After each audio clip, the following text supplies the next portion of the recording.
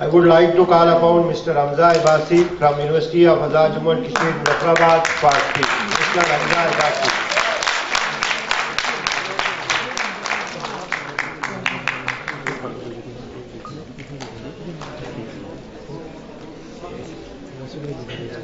Bismillahirrahmanirrahim. Honorable President and respected audience, the whole region got into a scrap. Brutality is common, smoke oil, ash, noise, and whole cities out of bond. Journey of fight and frightened children in the cradles of mothers and women having no clothes to cover their head is the symbol of destruction.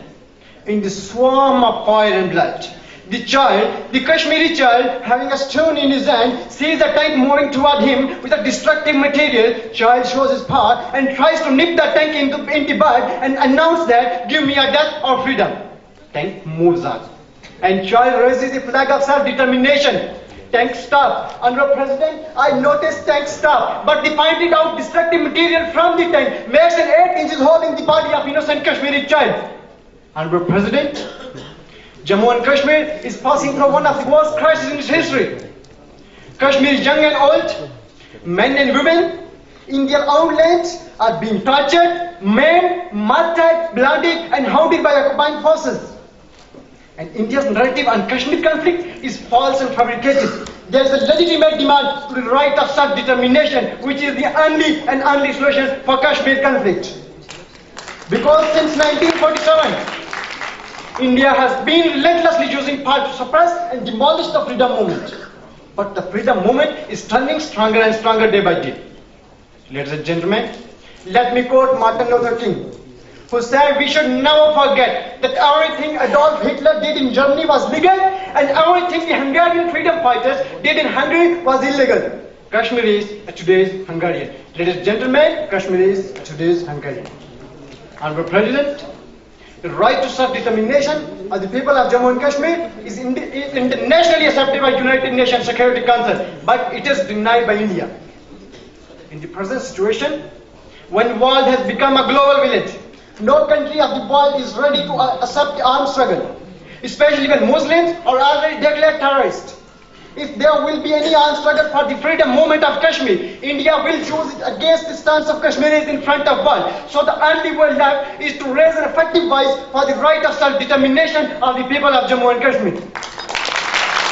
Ladies and gentlemen, Indian troops are ruthlessly killing innocent Kashmiris in a cold blood. And Indian leadership is attempting to hoodwink the world community.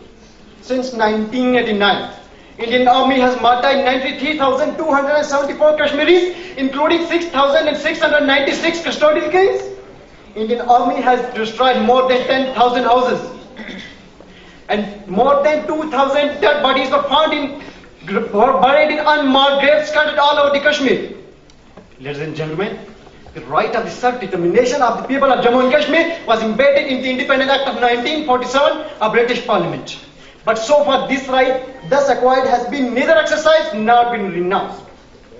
The United Nations Security Council, through a series of resolutions, has explicitly recognized the right of self-determination of the people of Jammu and Kashmir by prescribing that the future status of the state shall be recognized in accordance with the free will of the people of Jammu and Kashmir by proper method of free and impartial plebiscite to be conducted under the auspices of United Nations. But in spite of all these explicit resolutions from United Nations, India has not only deprived the people of Kashmir from their basic and inalienable right of self-determination, but Indian Army has martyred more than 100,000 Kashmiris in a struggle of freedom movement. Ladies and gentlemen, if United Nations Security Council can implement its restriction on Iran and North Korea for violating the resolution of Security Council, then I dare to ask questions from respected United Nations. I dare to ask questions from authoritative countries of the world. I dare to ask questions from civilized nations of the world. Why India is free from brutalities in Kashmir? Why India is free from violating basic human rights in Kashmir? Why India is free from violating the resolutions of United Nations in Kashmir?